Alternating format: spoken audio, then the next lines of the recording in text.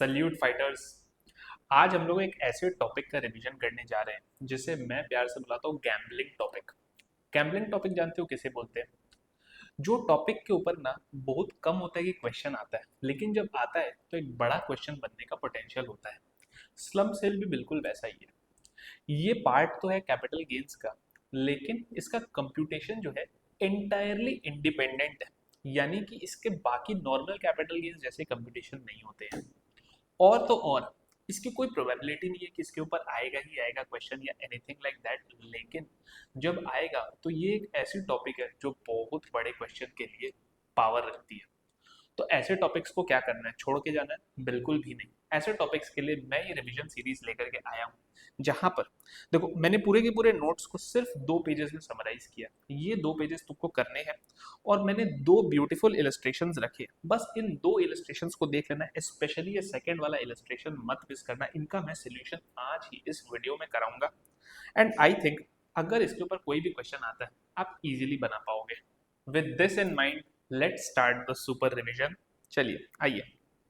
First of all, slump sale का meaning क्या है? देखो, सेक्शन 2 क्लॉज 42C के अंदर क्या बोला जाता है कि अगर आप ट्रांसफर करते हो वन और मोर अंडरटेकिंग्स का for a lump sum consideration. Sir, lump sum consideration का मतलब, लमसम कंसिडरेशन का मतलब पूरे पूरे अंडरटेकिंग का single value and without values being assigned to the individual assets and liabilities. Sir, एक अंडरटेकिंग के अंदर मानिए प्लांट एंड मशीनरी भी है, लैंड भी है, कुछ डेटर्स भी है, कुछ स्टॉक भी है, कुछ क्रेडिटर्स भी है, कुछ बैंक लोन भी है। हमने इंडिविजुअली वैल्यूज नहीं असाइन की, हमने डिसाइड किया पूरे के पूरे अंडरटेकिंग को 1 CR में ट्रांसफर कर देना है। Now that is slump sell my friends.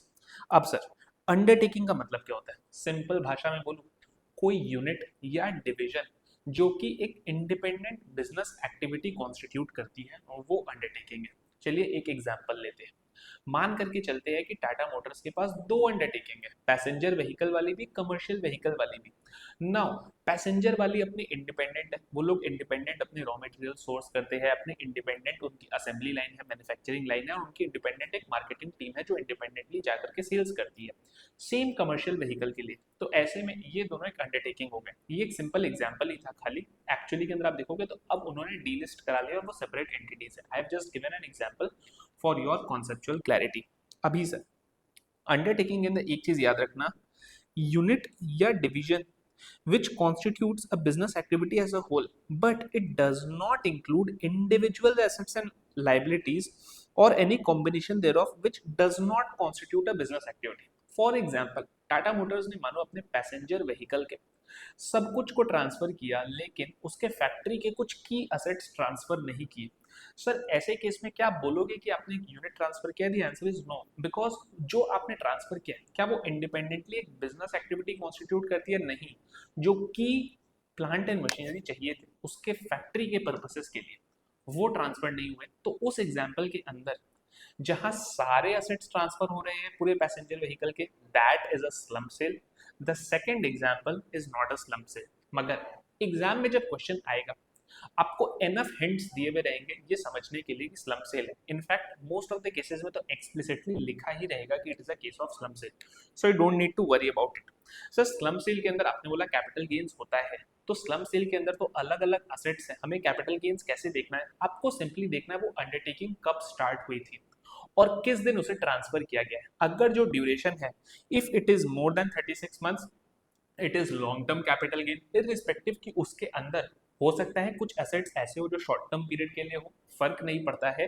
Overall undertaking की टाइमलाइन देखी जाएगी कि कंपनी ने अंडरटेकिंग को कितने पीरियड तक होल्ड करके रखा था। मोर देन 36 मंथ्स तो long term, and less than equal to 36 months तो वो शॉर्ट टर्म कैपिटल गेन्स होंगे। With this sir, capital gains compute करने के लिए हमें 2 चीजें चाहिए, full value of consideration and cost of acquisition. पहले बात करते हैं cost of acquisition and cost of improvement के ऊपर। तो इसके लिए इन्होंने सिंपल बोला कि आप अंडरटेकिंग की नेटवर्थ को पकड़ लो, cost of acquisition plus cost of improvement का सम टोटल। अब सर, नेटवर्थ क्या होता है? नेटवर्थ का कॉमन पार्लेंस में हम मीनिंग जानते हैं, sum total of assets minus sum total of liabilities.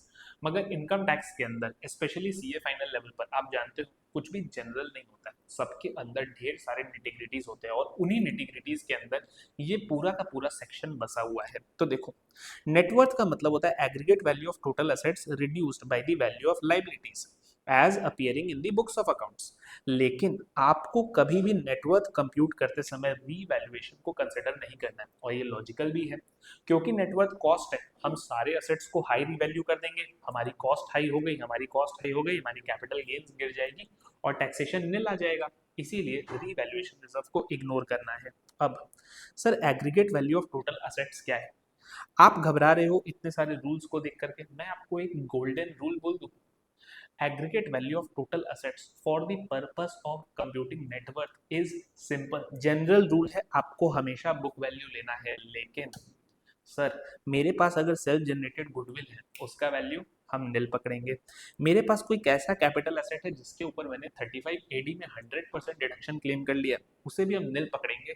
और जो भी मेरे डेप्रिशिएबल कैपिटल एसेट्स है ना, उनके लिए हम वो रिटर्न डाउन वैल्यू पकड़ेंगे जो रिटर्न डाउन वैल्यू हम हमारे ब्लॉक से रिड्यूस करते हैं। आपको याद होगा ब्लॉक कराते समय मैंने आपको ये पढ़ाया था कि ब्लॉक के अंदर हम करते हैं opening WDV plus assets acquired during the year minus moneys payable in respect of assets sold and minus WDV of the assets transferred in slump sale. तो ये जो आपने डब्ल्यूडीवी निकाला है ना, माइनस किया है, यही आपको वैल्यू कंसिडर करना है for the purpose of your net worth computation in the case of depreciable assets. Sir ये डब्ल्यूडीवी कैसे निकलता है? ये डब्ल्यूडीवी को आप ऐसे निकालोगे कि जो यूनिट आपकी ट्रांसफर हो रही है स्लम सेल के अंदर, उस यूनिट के जो असेट्स ट्रांसफर हो रहे हैं, आपको ये मानना होगा कि वो जिस भी साल अक्वायर हुए थे तब से लेकर के till the date of transfer only those assets were there in the block. अब आप डेप्रिसिएशन कंप्यूट करो और जो रिटर्न डाउन वैल्यू आएगी उसे माइनस करो आपके ब्लॉक से, एंड देखो कि कितनी वैल्यू आप माइनस कर पा रहे हो। इसके लिए मैंने इलस्ट्रेशन 2 के अंदर एक ब्यूटीफुल दो सिचुएशन का इलस्ट्रेशन बनाया है जो आपके इस पॉइंट को क्लियर कर देगा। So don't worry about this. अब sir cost of acquisition and cost of improvement की तो बात हो गई, लेकिन कैपिटल गेन्स निकालने के लिए हमारा स्टार्टिंग पॉइंट होता है full value of consideration. Now यहाँ पर ही है एक ट्विस्ट। ट्विस्ट क्या है? पहले life used to be simple, पहले तक यानी कि फाइनेंस एक्ट 2021 के पहले हमें बस ये देखना पड़ता था कि हमें कितनी कंसिडरेशन मिल रही है स्लम सेल में और उसे हमें नेटवर्थ से कंपेयर करना पड़ता था। लेकिन अब ऐसा नहीं है। अब आपको क्या करना है? Now you have to compute FMV1 and FMV2 and you have to see whichever is higher on the date of transfer. Now what is FMV1 and FMV2? गौर से सुनिएगा। FMV1 क्या है? FMV1 है जो आपने कैपिटल असेट ट्रांसफर किए उनकी फेयर मार्केट वैल्यू। देखो स्लम सेल में क्या हो रहा है, कुछ हम ट्रांसफर कर रहे हैं और उसे ट्रांसफर करने के बदले हमें कुछ मिल रहा है। हमने बोला कि हमारी कंसिडरेशन पता है क्या होगी? जो कैपिटल असेट्स हमने ट्रांसफर किए उनकी फेयर मार्केट वैल्यू, या फिर जो कंसिडरेशन हमें मिली उनकी fair market value whichever is higher. क्यों हायर? क्योंकि जो हायर होगी उतना ही गेन बढ़ेगा, जितना गेन बढ़ेगा उतना ही रेवेन्यू के लिए टैक्स आएगा। तो अब the fun lies in deciding the FVOC। उसके लिए हम लोग को क्या है? उसके लिए हम लोग को सीखना पड़ेगा कि FMV1 क्या है एंड FMV2 क्या।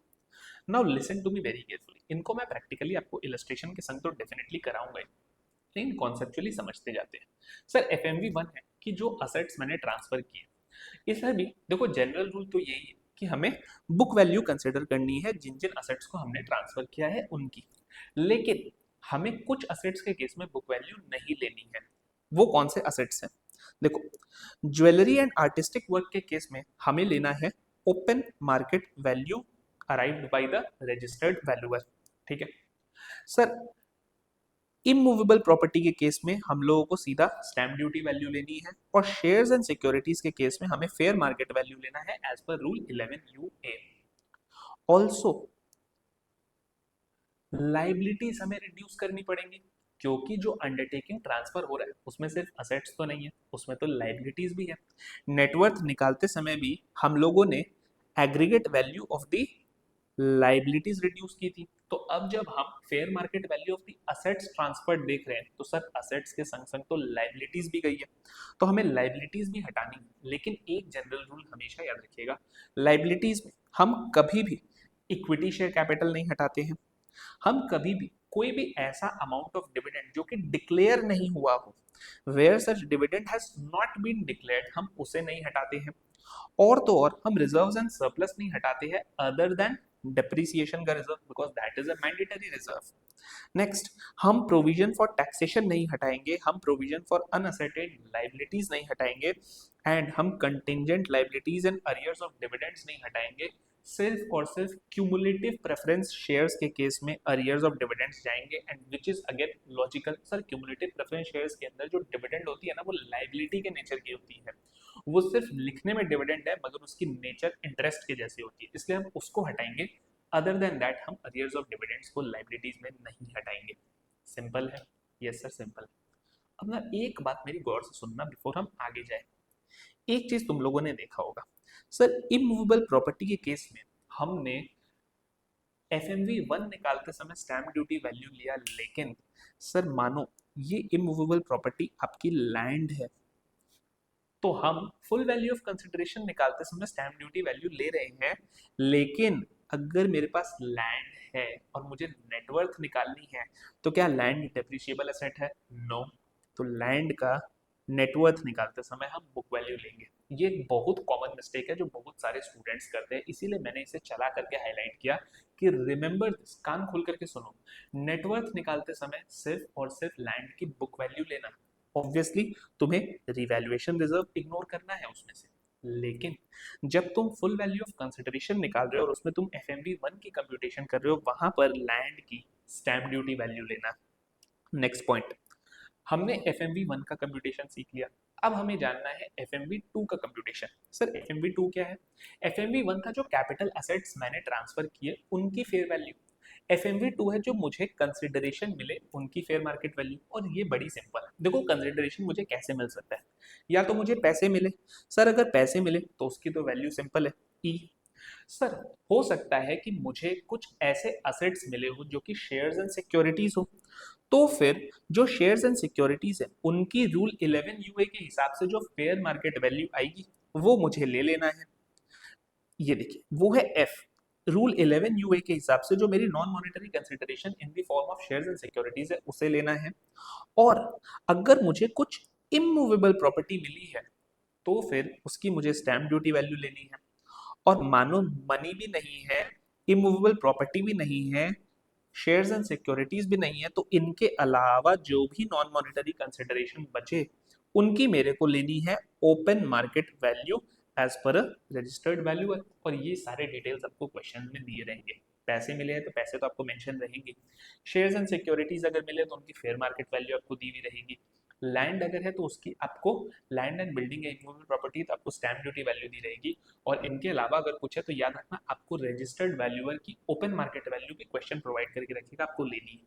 अब आपको इन दोनों को ऐड करना है, एफएमवी 1 और एफएमवी 2 को कंपेयर करना है, विचएवर इज हायर इसे आपको फुल वैल्यू ऑफ कंसिडरेशन बनानी है। अब आपको फुल वैल्यू ऑफ कंसिडरेशन मिल गई, आपके पास कॉस्ट ऑफ एक्विजिशन है। द क्वेश्चन इज सर क्या कोई एक्सपेंसेस अगर होते हैं स्लम सेल के ट्रांसफर में क्या उसका रिडक्शन मिलता है?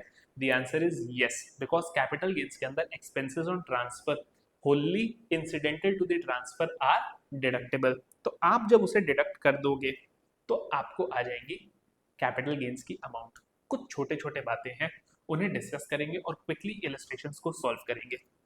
पॉइंट नंबर 1, सर आपने बोला था स्लम सेल वो होता है जहां पर लंपसम कंसिडरेशन होता है, इंडिविजुअल असेट्स एंड लायबिलिटीज को वैल्यूज असाइन नहीं होती है। लेकिन मानिए मेरी लैंड ट्रांसफर हो रही है, मेरी बिल्डिंग ट्रांसफर हो रही है, तो ऑब्वियसली मुझे स्टैम्प ड्यूटी रजिस्ट्रेशन वगैरह करानी पड़ेगी नई एंटिटी के नाम पर। तो उसके लिए मुझे उस लैंड की इंडिपेंडेंट वैल्यू चाहिए, मुझे बिल्डिंग की इंडिपेंडेंट वैल्यू चाहिए। तो हमने यहाँ पर बोला कि जी हाँ कोई प्रॉब्लम नहीं है, अगर sole purpose of payment of stamp duty registration या कुछ टैक्सेशन के पर्पसेस के लिए अगर आपने individual assets and liabilities assign किए हैं तो कोई बात नहीं है, we will not regard it as a violation of the condition of slum sale and we will still consider it to be a slum sale, क्योंकि ये लॉजिकल है ना। सेकंड पॉइंट, सर जो भी असेसी के ऊपर ये प्रोविजंस अप्लाई करते हैं उसे फॉर्म नंबर 3C सबमिट करना पड़ता है।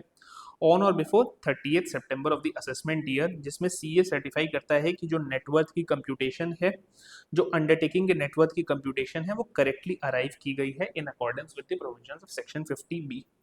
सर, स्लम सेल के अंदर हमने स्टॉक भी ट्रांसफर कर दिया ना। स्टॉक ट्रांसफर तो पीजीबीपी में टैक्स होता है, लेकिन स्लम सेल के अंदर एक एक्सेप्शन है कि हम ओवरऑल अंडरटेकिंग की वैल्यू के हिसाब से सीधा कैपिटल गेन्स निकालते हैं, तो हम अलग से कोई पीजीबीपी नहीं निकालेंगे स्टॉक के ट्रांसफर पर।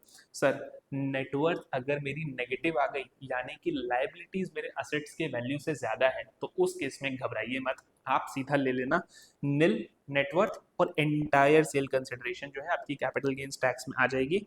एंड जैसा कि मैंने आपको पहले भी बोला था, अगर कोई एक्सपेंसेस होते हैं तो they are deductible while computing capital gains. तो क्विकली हम लोगों ने 15 मिनट्स में पूरे के पूरे कॉन्सेप्ट्स को रिवाइज किया है। And now we straight away jump to illustration number 1। एकदम सिंपल तरीके से आपको समझाते हुए मैं इसका सोल्यूशन आपको दूंगा, ताकि आपके दिमाग में इन दो इलस्ट्रेशंस के अंदर सब कुछ बैठ जाए। आइए देखो, ये एक सोल प्रोप्राइटरशिप है जिसके पास दो यूनिट्स है। यूनिट 1 जो है ये 1/4/2025 को स्लम सेल में ट्रांसफर हो गई है for a consideration of rupees 14 lakhs। ये यूनिट 1 स्टार्ट हुई थी 2005-6 में। तो सर, मैंने आपको क्या बोला, हमें इंडिविजुअल असेट्स लाइबिलिटीज की पीरियड ऑफ होल्डिंग नहीं देखनी है, हमें देखनी है कि वो अंडरटेकिंग कब से कब तक थी। तो 2005-6 से लेकर के 2025-26, which is obviously more than 36 months. तो सर, ये जहां पर जो भी कैपिटल गेन्स आएगा वो लॉन्ग टर्म कैपिटल गेन्स होगा। नेक्स्ट, कुछ एक्सपेंसेस हैं तो इन्हें हम ट्रीट कर लेंगे जब हम कंप्यूटेशन करेंगे। अब देखो, बैलेंस शीट दी हुई है just on the day of slump cell, basically एक दिन पहले की दी हुई है, वही हमें चाहिए। तो देखो, हमारा यूनिट 1 ट्रांसफर हो रहा है, तो हमारे ये वैल्यूज हमें देखने पड़ेंगे। अब देखिए, कुछ अदर इन्फॉर्मेशन है, इनके पास लैंड एंड गैस मशीनरी है, डेटर्स है, पेटेंट्स है। अब देखिए, रिवैल्यूएशन रिजर्व जो है ये क्रिएट हुआ था on the land of unit 1, so this is a relevant information, और इस लैंड की स्टैंप ड्यूटी वैल्यू है 10 लाख। अच्छा, कोई इंडिविजुअल असेट्स की वैल्यू नहीं दी गई है ट्रांसफर डीड में, विच is nothing but another fact जो प्रूव करता है कि ये स्लम सेल। अगर इंडिविजुअल वैल्यूज दिए गए होते ट्रांसफर डीड में तो हम इसे स्लम सेल नहीं मानते, बिकॉज स्लम सेल के लिए consideration is lump sum, individual values assign नहीं होते हैं। ठीक है, पेटेंट्स अक्वायर हुए थे 1/7/2023 के ऊपर, जिनके ऊपर कोई डेप्रिसिएशन नहीं चार्ज हुआ था। ओके, एंड नेक्स्ट है, value of machine represents the WDV as पर इनकम टैक्स एक्ट। हमसे क्वेश्चन पूछ रहा है कि हमें कैपिटल गेन्स निकालनी। सर, कैपिटल गेन्स निकालनी तो हम सबसे पहले cost of acquisition, cost of improvement निकाल लेते हैं, जो मैंने आपको बोला था नेटवर्थ होती है। तो आइए, cost of acquisition plus cost of improvement जो कि नेटवर्थ, इसे हम कंप्यूट करते हैं। तो मैंने आपको क्या बोला, नेटवर्थ के अंदर जनरल रूल इज सारे असेट्स की हमें बुक वैल्यू लेनी है सिवाय डेप्रिशिएबल असेट्स की, जहां पर हम लेंगे वैल्यू एज पर डब्ल्यूडीवी जो हमने कंसिडर की है अपने ब्लॉक से रिड्यूस करने में। अब मेरी बात सुनिएगा, लैंड जो है, क्या लैंड एक डेप्रिशिएबल असेट है? No sir. तो लैंड की हम वैल्यू क्या लेंगे? 13 lakhs। लेकिन क्वेश्चन में एक फैक्ट दिया हुआ है, क्वेश्चन में फैक्ट दिया हुआ है कि रिवैल्यूएशन रिजर्व जो है वो लैंड के ऊपर ही बना है, एंड रिवैल्यूएशन रिजर्व जो है वो है सर 5 लाख का। और मैंने आपको बोला था नेटवर्थ में हम रिवैल्यूएशन रिजर्व नहीं कंसिडर करेंगे, तो बेसिकली 13 - 5, लैंड की वैल्यू हम लेंगे 8 lakhs, 13 - 5। नेक्स्ट, लैंड के अलावा मशीनरी है, और मशीनरी के अंदर हमें बोला हुआ है कि वैल्यू ऑफ मशीनरी जो है ये डब्ल्यूडीवी ही डिपिक्ट कर रही है एज पर इनकम टैक्स एक्ट। तो परफेक्ट है सर, 4 लाख रुपए मशीन की वैल्यू आ गई। नेक्स्ट सर, डेटर्स जो है और पेटेंट्स जो है, डेटर्स के डेप्रिशिएबल असेट्स है? नो। तो डेटर्स के केस में हम सीधा बुक वैल्यू उठा लेंगे 2 lakh. But sir, patents depreciable assets है, और क्वेश्चन ने हमें एक फैक्ट पैटर्न दिया कि इनके ऊपर अभी तक कोई इनकम टैक्स चार्ज नहीं किया गया, कोई डेप्रिसिएशन नहीं चार्ज किया गया, और इन्हें अक्वायर किया गया था 1/7/2023 में, यानी कि ये प्रीवियस ईयर 23-24 में अक्वायर हुए थे और पुट टू यूज हो गए थे फॉर मोर देन 180 डेज।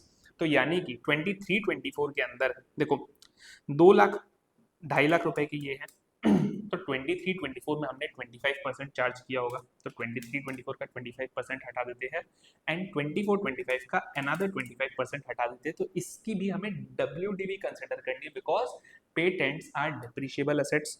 तो पेटेंट्स के केस में हम लोग डब्ल्यूडीवी कंसिडर करेंगे, और वो डब्ल्यूडीवी आ गई आपकी 1,40,625। नाउ इसमें से हमें लेस करना है नेटवर्थ। क्या होता है? Aggregate value of assets minus liabilities. Sir, liabilities क्या है? ये दो लाइबिलिटीज है। तो देखो, 4 लैक्स का 70% जो है यूनिट वन के लिए है, यानी कि लोन का 2,80,000 जो है हमारा वो यूनिट वन के लिए है, और क्रेडिटर्स का 25% यूनिट वन के लिए है, यानी कि 3,50,000 अपॉन 4, यानी कि क्रेडिटर्स का 87,500 का वैल्यू हमारे यूनिट वन के लिए है। तो अगर मैं आपसे पूछूं कि यूनिट वन की नेटवर्थ क्या है, तो आप मेरे को बोलोगे 8 + 4 12 + 2 14 + 1 15,40,625 में से अगर मैं हटा दूं 2,80,000 और अगर मैं हटा दूं 87,500, तो मेरी आ गई 11,73,125। अब सर हमें निकालना है F M V one, which is जो हमने असेट्स एंड लाइबिलिटीज ट्रांसफर किए हैं उनकी क्या फेयर मार्केट वैल्यू है। तो सर मैंने लैंड ट्रांसफर किया, लेकिन लैंड में मैंने आपको क्या बोला था कि जब हम एफ एम वी वन निकालेंगे तो हम कंसिडर करेंगे सर स्टैम्प ड्यूटी वैल्यू, और स्टैम्प ड्यूटी वैल्यू हमें क्वेश्चन बताती है 10 लाख रुपए है लैंड की। तो सर लैंड की तो स्टैम्प ड्यूटी वैल्यू चली गई 10 लाख। अब सर मशीनरी, मैंने आपको क्या बोला था कि एफएमवी निकालते समय जनरल रूल अगेन है सब असेट्स के बुक वैल्यू सिवाय किनके, ज्वेलरी एंड आर्टिस्टिक वर्क जिनमें हम ओपन मार्केट वैल्यू लेते हैं, शेयर्स एंड सिक्योरिटीज जिनमें हम फेयर मार्केट वैल्यू लेते हैं एज पर रजिस्टर्ड वैल्यूअर एज पर रूल 11 यूए, फिर इमूवेबल प्रॉपर्टी जिसमें हम एसडीवी लेते हैं। तो यानी कि डेप्रीशिएबल असेट्स के केस में हमें बुक वैल्यू लेनी है। तो प्लीज याद रखिएगा कि जैसे यहाँ पर एक कॉन्ट्रास्ट था वैसे ही मशीन में भी आपको एक कॉन्ट्रास्ट दिखेगा, और देखिए मशीन के अंदर अब आपको जो लेनी है वो है बुक वैल्यू। नाउ यहाँ पर कोइंसिडेंटली बुक वैल्यू और डब्ल्यूडीवी सेम है, बट आप यहाँ पर साइड में लिख लेना कि हमें बुक वैल्यू ही लेनी है, और ये आपको अब और दिखेगा जब आप डेटर्स करोगे। जैसे देखो डेटर्स में भी हमें बुक वैल्यू लेनी है 2 लैक्स, एंड पेटेंट्स के केस में देखिए पेटेंट्स के केस में यहाँ पर हमने डब्ल्यूडीवी लिया है 14625, लेकिन यहाँ पर हम लेंगे बुक वैल्यू विच इज 2,50,000। यहाँ पर भी हमें लाइबिलिटीज रिड्यूस करनी है and liabilities are remaining the same, because उधर भी हमें बुक वैल्यू ऑफ लाइबिलिटीज लेनी थी, यहाँ पर भी हमने बुक वैल्यू ऑफ लाइबिलिटीज लेनी है। तो इन्हें मैं वापस नहीं लिख रहा हूँ, मैं सीधा एक बार में सम टोटल लिख दे रहा हूँ 2,80,000 + 87,500, यानी कि 3,60,000 का नेगेटिव। अब सर मुझे बताइए एफ एम वी वन कितना आता है, तो 14 to 16 16 18,50,000, 18,50,000 माइनस 3,67,500, यानी कि सर अपना एफ एम वी वन आ गया है 14,82,500 F M V one. And sir F M V two क्या है, एफ एम वी टू है fair market value of the consideration receipt. ना क्वेश्चन के अंदर वो नहीं दिया हुआ है, क्वेश्चन के अंदर सिंपली दिया हुआ है कि ये जो यूनिट ट्रांसफर हुआ था ना, ये एक बार में लमसम कंसिडरेशन ऑफ 14 लैक्स, यानी कि सीधा कैश मिला है 14 लैक्स का। तो sir F M V two बड़ा स्ट्रेट फॉरवर्ड निकला हमारा 14 lakhs. Now tell me F M V one और F M V two whichever is higher, so the higher is F M V one, so therefore if I have to do the computation of capital gains, full value of consideration is 14,82,500 minus expense on transfer, and expense on transfer sir आपको यहाँ पर दिया हुआ है 38,000, यानी कि 38,000 आपका यहाँ पर माइनस हो जाएगा, एंड आपका माइनस होगा net worth which is the cost of acquisition and cost of improvement. So net worth is this much 11,73,125, and जो रिजल्टिंग आंसर आएगा ये आपका होगा long term capital gains, because undertaking 2005-6 से स्टार्ट हुआ था। तो आइए 14,82,500 minus 38,000 minus 11,73,125 is equals to 2,71,375। ये निकल गया आपका capital gains for this question chargeable in assessment year 26-27। तो आपने देखा एक छोटा सा कॉन्सेप्ट है और एक छोटा सा क्वेश्चन है, मगर मैं आपको इजीली बताऊं इस टाइप के क्वेश्चन आपके 6 मार्क्स के लिए इजीली आ सकते हैं। हार्डली हमने 24 मिनट्स इन्वेस्ट किया, और आपको अगर आ गए ना, देखो नहीं आए तो नो डाउट ये पूरा का पूरा कोई वैसा वैल्यू का नहीं था, लेकिन अगर आ गए ना तो छोटे से कॉन्सेप्ट में बड़े मार्क्स मिल जाएंगे। एंड अब जो मैं इलस्ट्रेशन 2 आपको कराऊंगा ना, believe me it's a very beautiful illustration. उसके अंदर मैं और भी कुछ कुछ कॉम्प्लिकेटेड कॉन्सेप्ट्स को बहुत इजीली आपको समझा दूंगा, स्पेशली ये जो डब्ल्यू वाला कॉन्सेप्ट था ना, इसके ऊपर मैंने एक बहुत अच्छा मसाला डाला है। सो प्लीज इलस्ट्रेशन 2 के अंदर मैं आपको जेन्युइनली रिक्वेस्ट करूंगा कि आप अगर सीरियसली देख रहे हो इस वीडियो को तो प्लीज इसे अभी पॉज करो, इस इलस्ट्रेशन 2 को खुद से एक बार सॉल्व करो एंड देन मेरे संग आकर के इसका सोल्यूशन देखो। फिलहाल मैं सोल्यूशन करता हूँ। तो देखिए, ये एक कंपनी है हरी ओम लिमिटेड, इसके पास दो यूनिट्स है, ऑटोमोबाइल और टेक्सटाइल। इसने डिसाइड किया कि अपने टेक्सटाइल यूनिट को स्लम सेल में ट्रांसफर कर देगा for a total consideration of rupees 90 lakhs on 1/4/2025 और ट्रांसफर एक्सपेंसेस है 35,000 के। अब देखिए, ये जो यूनिट है ये भी 2005-6 में स्टार्ट हुई थी, तो ऑब्वियस सा बात है जो भी निकलेगा वो लॉन्ग टर्म नेचर का होगा।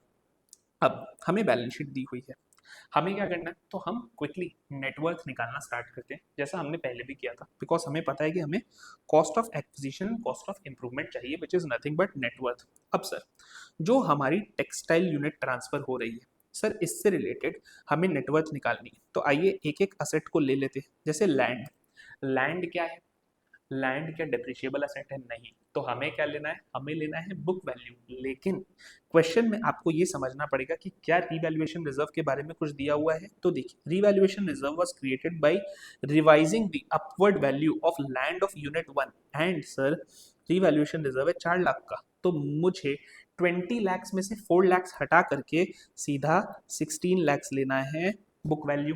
Next sir, next asset is machinery.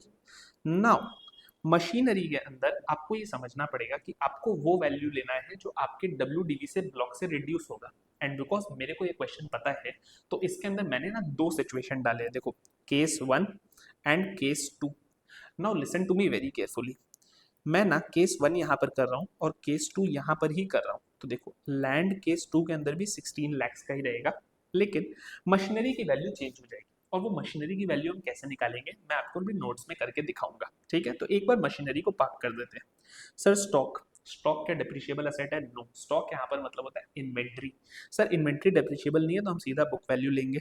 तो देखो, स्टॉक के अंदर हमारी सीधा आ गई बुक वैल्यू 3 lakhs की, दोनों ही केसेस में।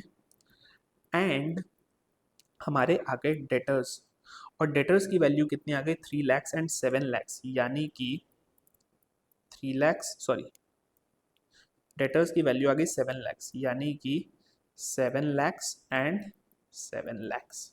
अब सर, हमें रिड्यूस करनी है इसमें से लाइबिलिटीज। लाइबिलिटीज क्या क्या है? तो देखो, बैंक लोन है जिसमें से 50% हमारे टेक्सटाइल यूनिट के लिए है, तो लोन को रिड्यूस कर देते हैं। 3 लाख, 6 लाख के लोन में 3 लाख हो गए हमारे टेक्सटाइल यूनिट के। एंड क्रेडिटर्स है जिसमें से 30% है टेक्सटाइल यूनिट के, यानी कि 1,50,000। तो क्रेडिटर्स को भी मैं रिड्यूस कर देता हूं 1,50,000। अब गौर से सुनिएगा मेरी बात। सर, ये जो मशीन की WDV हमें हटानी है, इस मशीन से रिलेटेड मुझे point number C and point number D दिया हुआ। मैंने आपको क्या बोला था, जो असेट्स हमारे स्लम सेल में ट्रांसफर हो रहे हैं, ऐसा मान करके चलो कि they were the only assets in the block, तो उनकी WDV आज क्या आती? तो देखिए, नोट नंबर D को गौर से पढ़िए। कुछ ओल्ड प्लांट एंड मशीनरी लिए गए थे टेक्सटाइल डिवीजन के लिए अप्रैल 2021 में फॉर 90 lakhs, यानी कि जितने प्लांट एंड मशीनरी इस टेक्सटाइल यूनिट के अंदर है वो फर्स्ट टाइम आए थे अप्रैल 2021 में 90 lakhs के। ये डिवीजन ने कमर्शियल प्रोडक्शन स्टार्ट किया था 2021 में, मई 2021 में। लेकिन वन ऑफ द प्लांट्स जिसकी कॉस्ट 12 लाख थी, उसे पुट टू यूज किया गया था फरवरी 2022 में। इसके अलावा इस डिवीजन के अंदर कोई भी असेट एंड का सेल परचेज नहीं हुआ। तो अगर मैं निकालूं कि मेरी टेक्सटाइल डिवीजन की WDV का पोजीशन क्या होता अगर they where the only assets in the block. एक बार के लिए भूल जाइए ऑटोमोबाइल डिवीजन की क्या है। तो देखो, 2021-22 के अंदर ओपनिंग WDV क्या है? इवन दो ये यूनिट पहले से चली आ रही थी, लेकिन इस यूनिट में ये यूनिट डोरमेंट थी क्वेश्चन के फैक्ट्स के हिसाब से, तो इसकी ओपनिंग WDV निल थी।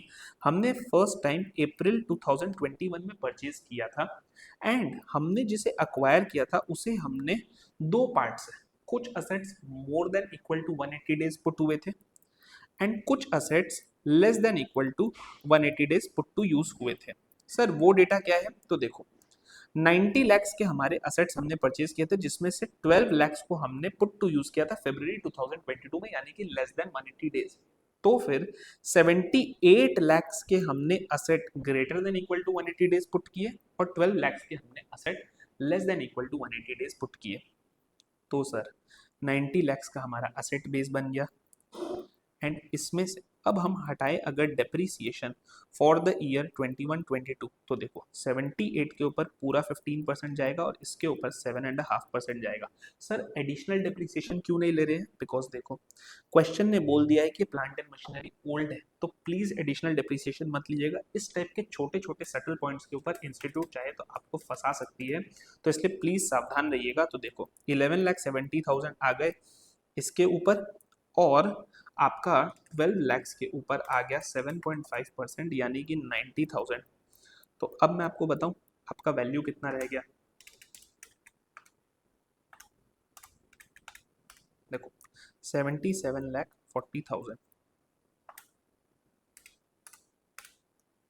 अब सर ये वैल्यू आ गई मेरी 1 अप्रैल 2022 को। अब सर 22-23 का मुझे डेप्रिसिएशन चार्ज करना है 15%, 23-24 का मेरे को डेप्रीसिएशन चार्ज करना है 15% एंड 24-25 का मेरे को डेप्रीसिएशन चार्ज करना है 15%। मैं सीधा सर क्लोजिंग डब्ल्यूडी में निकाल रहा हूँ इन तीनों डेप्रीसिएशन को चार्ज करने के बाद, यानी कि -15%, -15% अनदर -15%, यानी कि सर मेरी आ गई 47,52,3,328। सर ये आ गई मेरी WDV of the assets which are transferred in slump sale assuming they were the only assets in the block, but are they the only assets in the block? ये information हमें मिलता है note number C से। अब note number C पढ़िए। Opening WDV जो overall plant and machinery block की है इस साल के लिए, जिस साल असेट्स ट्रांसफर हो रहे हैं वो है सर 72 लैक्स। अब सर इस कंपनी ने एक plant R43 old plant purchase किया 2 लाख रुपए का, और इसने अपने प्लांट M45 को सेल किया, दो केस है 15 लाख एंड 60 लैक्स, और ये दोनों के दोनों प्लांट ऑटोमोबाइल डिवीजन को बिलोंग करते हैं। तो आइए अब हम कंपनी लेवल पर जो है निकालेंगे कि ब्लॉक की क्या पोजीशन है एट दी कंपनी लेवल। तो सर देखिए ओपनिंग WDV मेरी क्या है 72 लैक्स है। सर इसमें मैंने जो प्लांट परचेज किया है, देखो सिचुएशन 1 एंड सिचुएशन 2 दोनों बना लेते हैं। सर 72 लैक्स है, ठीक है। सर इसमें हमने प्लांट नया परचेज किया है 2 लाख का, लेकिन वो ओल्ड है। और सर हमने जो ट्रांसफर किया है M45 प्लांट, ये है R43, और हमने जो ट्रांसफर किया सर सिचुएशन 1 में हमने ट्रांसफर किया 15 का और सिचुएशन 2 में हमने ट्रांसफर किया 60 का, यानी कि सर सिचुएशन 1 में जो ट्रांसफर हुआ है वो हुआ है 15 का, एंड सिचुएशन 2 में जो ट्रांसफर हुआ है ये हुआ है सर 60 का। अब मेरी बात सर गौर से सुनिएगा, एक बार इसका सम टोटल निकालिए। 72 + 2 74, एंड 74 में से 15 गए सर 59 लैक्स, और सर 72 + 2 74 में से 60 गए सर 14 लैक्स। अब सर मेरी बात सुनिए, इसमें से हम लेस करते हैं WDV of the assets which are transferred, and sir वो WDV हमने यहाँ पर निकाला है 47,53,000। बट सर ये बात आपको भी पता है this amount can not exceed this amount.